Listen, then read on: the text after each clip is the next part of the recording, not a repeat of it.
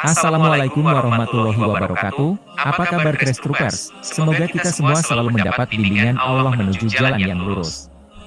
Jika selama ini kita mengetahui bahwa iblis selalu berbohong kepada manusia, namun ada satu peristiwa penting dalam sejarah Islam, di mana Allah memerintahkan seorang malaikat untuk menemui iblis dan menghadapkan dirinya kepada Nabi Muhammad. Perintah ini diberikan untuk meninggikan derajat Nabi dan sebagai peringatan bagi umat manusia, karena hanya kepada Nabi Muhammadlah iblis berkata jujur. Meskipun awalnya iblis ketakutan dengan ancaman azab yang keras jika berdusta, namun dia pun datang menyamar sebagai seorang tua buta untuk memberitahu segala tipu dayanya terhadap umat manusia dari zaman Adam hingga akhir zaman.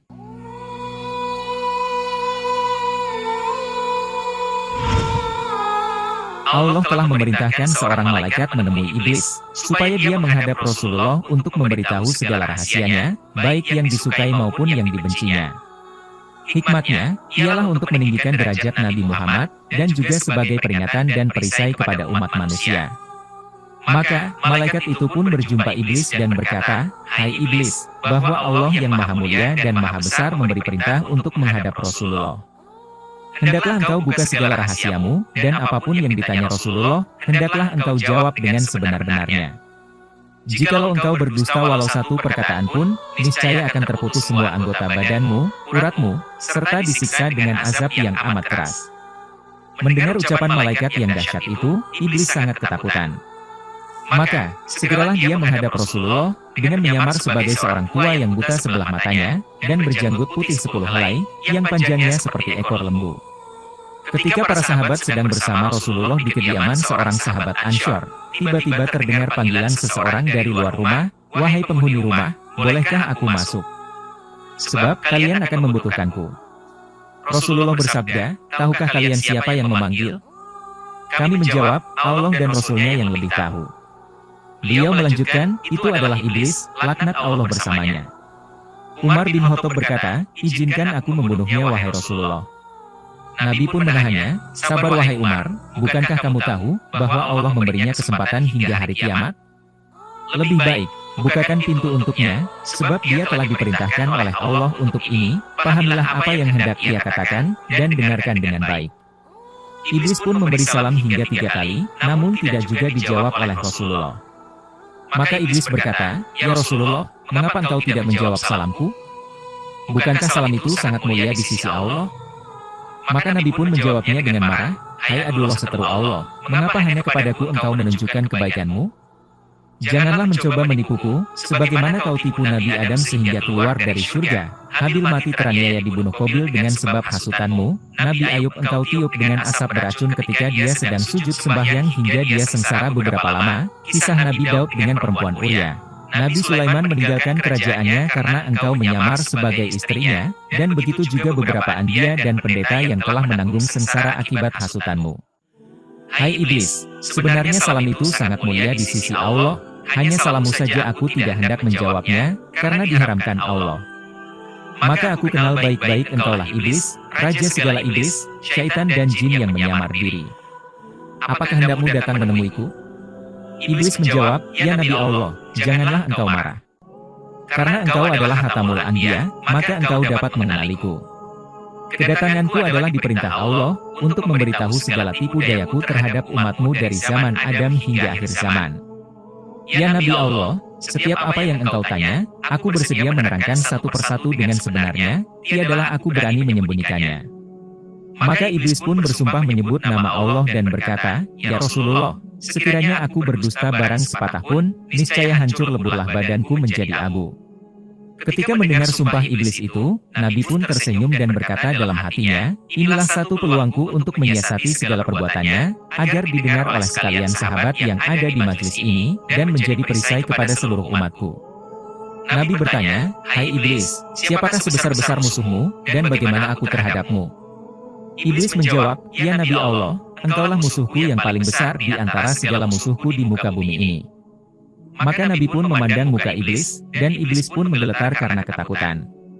Sambung iblis, "Ya Hatamul Anbiya, adapun aku dapat merubah diriku seperti sekalian manusia, binatang dan lain-lain hingga rupa dan suara pun tidak berbeda, kecuali dirimu saja yang tidak dapat aku tiru, karena dicegah oleh Allah. Kiranya aku menyerupai dirimu, maka terbakarlah diriku menjadi abu. Aku cabut itikat anak Adam supaya menjadi kafir, karena engkau berusaha memberi nasihat dan pengajaran, supaya mereka kuat untuk memeluk agama Islam. Begitu jugalah aku berusaha menarik mereka kepada kafir, murtad atau munafik. Aku akan menarik seluruh umat Islam dari jalan benar menuju jalan yang sesat, supaya masuk ke dalam neraka, dan kekal di dalamnya bersamaku. Nabi bertanya, "Hai iblis, bagaimana perbuatanmu kepada makhluk Allah?" Iblis menjawab, adalah satu kemajuan bagi perempuan yang merenggangkan kedua pahanya kepada lelaki yang bukan suaminya, hingga mengeluarkan benih yang salah sifatnya. Aku goda semua manusia supaya meninggalkan sholat, terbuai dengan makan minum, berbuat durhaka, aku lalaikan dengan harta benda daripada emas, perak dan permata, rumahnya, tanahnya, ladangnya, supaya hasilnya dibelanjakan ke jalan haram.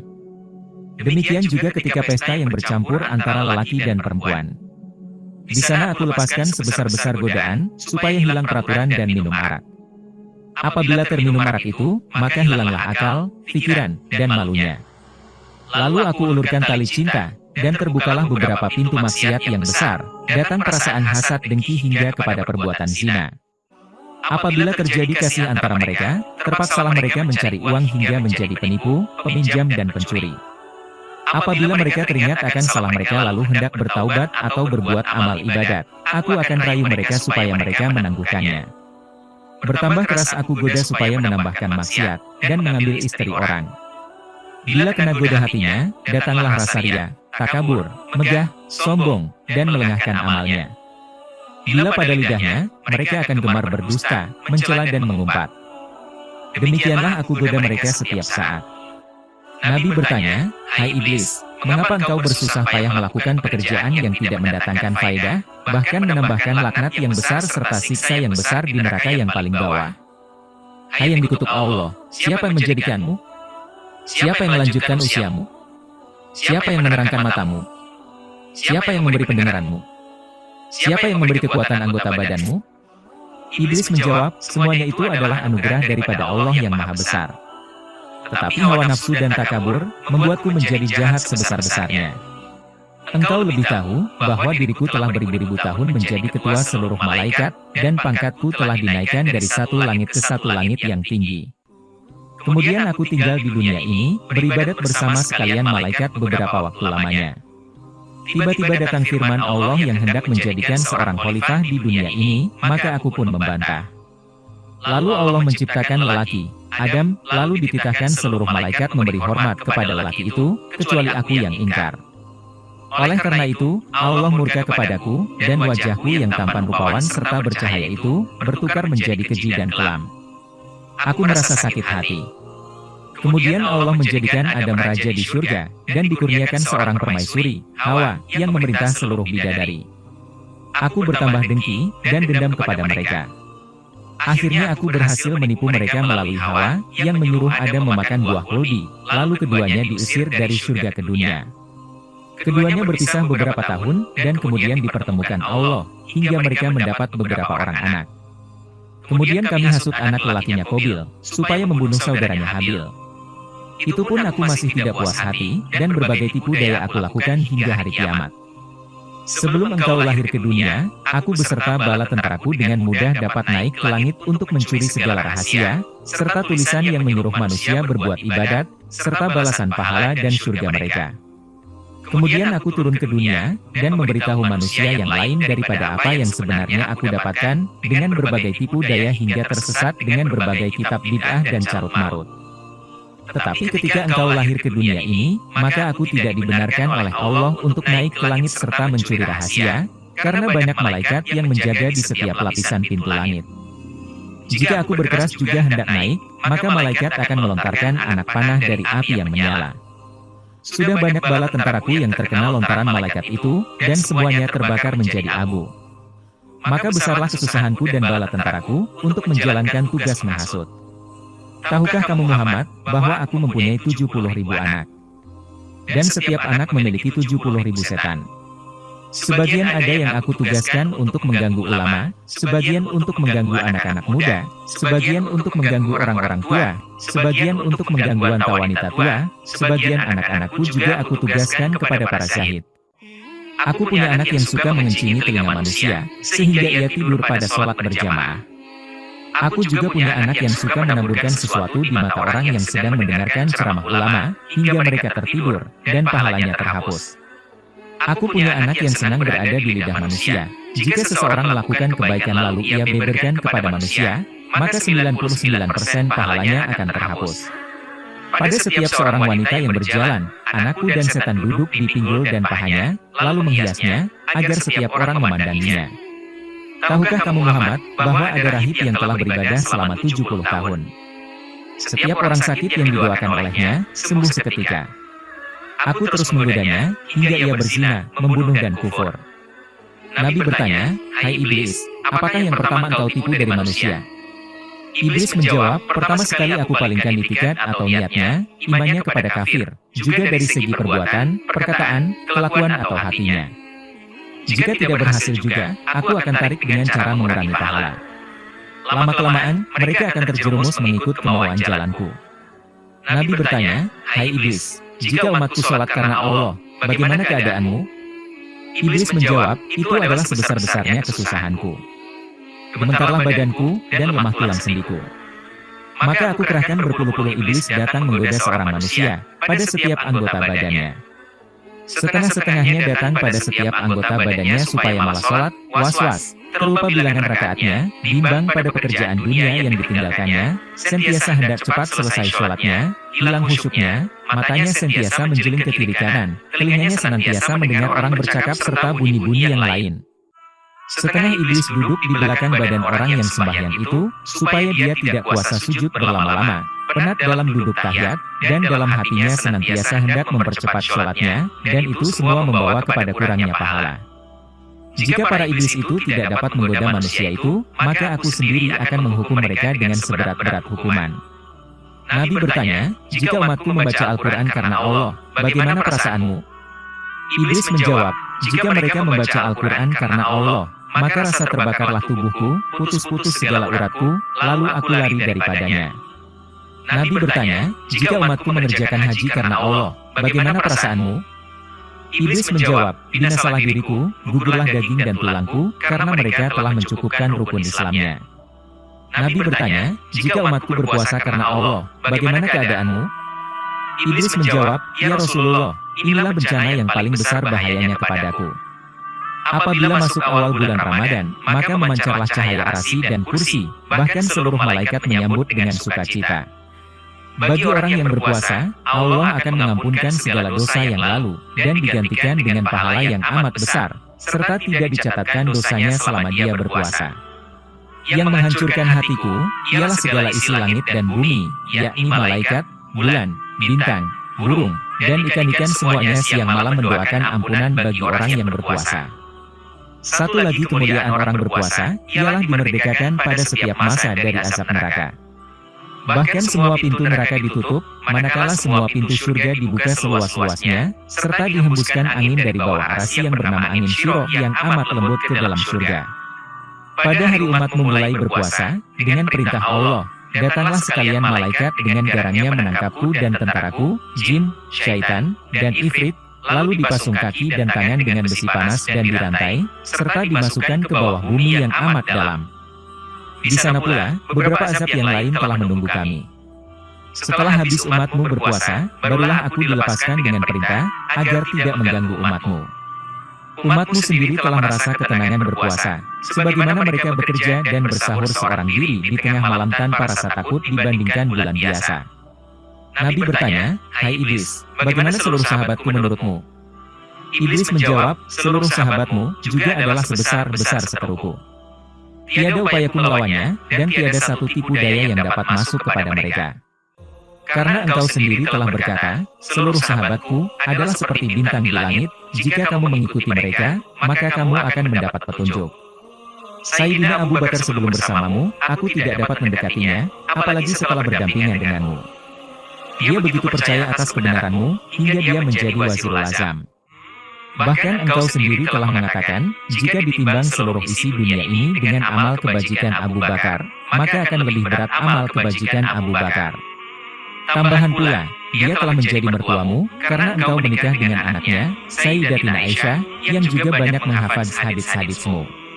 Sayyidina Umar Al-Khattab pula, tidaklah berani aku pandang wajahnya, karena dia sangat keras menjalankan hukum syariat Islam dengan seksama. Jika aku pandang wajahnya, maka gemetarlah segala tulang sendiku karena sangat takut. Hal ini karena imannya sangat kuat, apalagi engkau telah mengatakan, jikalau adanya Nabi sesudah aku, maka Umar boleh menggantikan aku, karena dia adalah orang harapanmu, serta pandai membedakan antara kafir dan Islam hingga digelari Al-Faruq. Sayyidina Utsman Al-Affan, aku tidak bisa bertemu, karena lidahnya senantiasa bergerak membaca Al-Quran. Dia penghulu orang sabar, penghulu orang mati syahid, dan menjadi menantumu sebanyak 2 kali.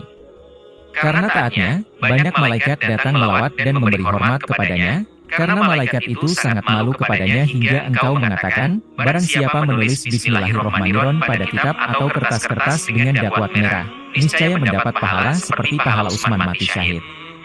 Sayyidina Ali bin Abi Thalib pun aku sangat takut, karena hebatnya dan gagahnya dia di medan perang, tetapi sangat sopan santun, alim orangnya. Jika iblis syaitan dan jin memandang beliau, maka terbakarlah kedua mata mereka, karena dia sangat kuat beribadat, serta beliau adalah golongan orang pertama memeluk agama Islam, dan tidak pernah menundukkan kepalanya kepada sembarang berhala. Bergelar, Ali Karomallahu Wajhahu, yang dimuliakan Allah akan wajahnya, dan juga harimau Allah. Dan engkau sendiri berkata, akulah negeri segala ilmu, dan Ali itu pintunya. Tambahan pula dia menjadi menantumu, semakin aku ngeri kepadanya. Nabi bertanya, bagaimana tipu daya engkau kepada umatku? Iblis menjawab, umatmu itu ada 3 macam. Yang pertama seperti hujan dari langit yang menghidupkan segala tumbuhan, yaitu ulama yang memberi nasihat kepada manusia supaya mengerjakan perintah Allah, serta meninggalkan larangannya seperti kata Jibril. Ulama itu adalah pelita dunia dan pelita akhirat. Yang kedua umat Tuhan seperti tuan tanah, yaitu orang yang sabar, syukur, dan ridho dengan karunia Allah. Berbuat amal soleh, tawakal dan kebajikan. Yang ketiga, umatmu seperti Fir'aun, terlampau tamak dengan harta dunia, serta dihilangkan amal akhirat.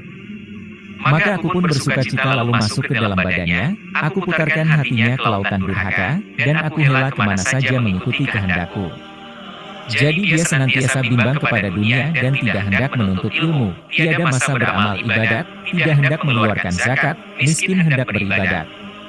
Lalu aku goda agar minta kaya dulu, dan apabila diizinkan Allah dia menjadi kaya, maka dilupakan beramal, tidak berzakat seperti Korun yang tenggelam dengan istana mahliganya. Bila umatmu terkena penyakit tidak sabar dan tamak, dia senantiasa bimbang akan hartanya, dan setengahnya asyik hendak merebut dunia harta, bercakap besar sesama Islam, benci dan menghina kepada yang miskin, membelanjakan hartanya untuk jalan maksiat, tempat judi dan perempuan lacur. Nabi bertanya, siapa yang serupa dengan engkau? Iblis menjawab, orang yang meringankan syariatmu, dan membenci orang belajar agama Islam. Nabi bertanya, siapa yang mencerahkan muka engkau? Iblis menjawab, orang yang berdosa, bersumpah bohong, saksi palsu, pemungkir janji. Nabi bertanya, apakah rahasia engkau kepada umatku? Iblis menjawab, jika seorang Islam pergi buang air besar serta tidak membaca doa pelindung syaitan, maka aku gosok-gosokkan najisnya sendiri ke badannya tanpa dia sadari. Nabi bertanya, jika umatku bersatu dengan istrinya, bagaimana hal engkau? Iblis menjawab, jika umatmu hendak bersetubuh dengan istrinya serta membaca doa pelindung syaitan, maka larilah aku dari mereka. Jika tidak, aku akan bersetubuh dahulu dengan istrinya, dan bercampurlah benihku dengan benih istrinya.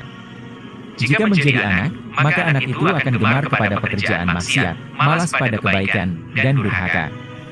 Ini semua karena kealpaan ibu bapaknya sendiri.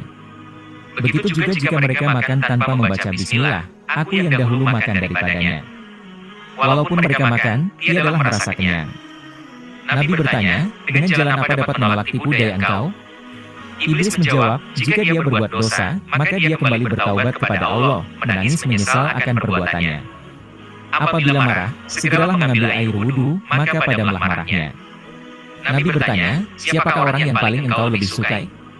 Iblis menjawab, lelaki dan perempuan yang tidak mencukur atau mencabut bulu ketiak atau bulu ari-ari, bulu kemaluan, selama 40 hari. Disitulah aku mengecilkan diri, bersarang, bergantung, berbuai seperti pijat pada bulu itu. Nabi bertanya, hai iblis, siapakah saudara engkau? Iblis menjawab, orang yang tidur telungkup, orang yang matanya terbuka di waktu subuh tetapi menyambung tidur lagi. Lalu aku lenakan dia hingga terbit fajar. Demikian juga pada waktu zuhur, asar, maghrib dan isya, aku beratkan hatinya untuk sholat. Nabi bertanya, apakah jalan yang membinasakan diri engkau? Iblis menjawab, orang yang banyak menyebut nama Allah, bersedekah dengan tidak diketahui orang, banyak bertaubat, banyak tadarus Al-Quran dan sholat tengah malam. Nabi bertanya, hai iblis, apakah yang memecahkan mata engkau? Iblis menjawab, orang yang duduk di dalam masjid, serta beriktikaf di dalamnya. Nabi bertanya, apalagi yang memecahkan mata engkau? Iblis menjawab, orang yang taat kepada kedua ibu bapaknya, mendengar kata mereka, membantu makan pakaian mereka selama mereka hidup.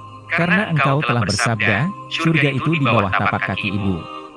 Sahabat-sahabat yang budiman, cerita mengenai pertemuan antara malaikat dengan iblis yang diutus oleh Allah untuk memberitahu segala rahasianya kepada Nabi Muhammad ini, sangatlah penting untuk kita renungkan.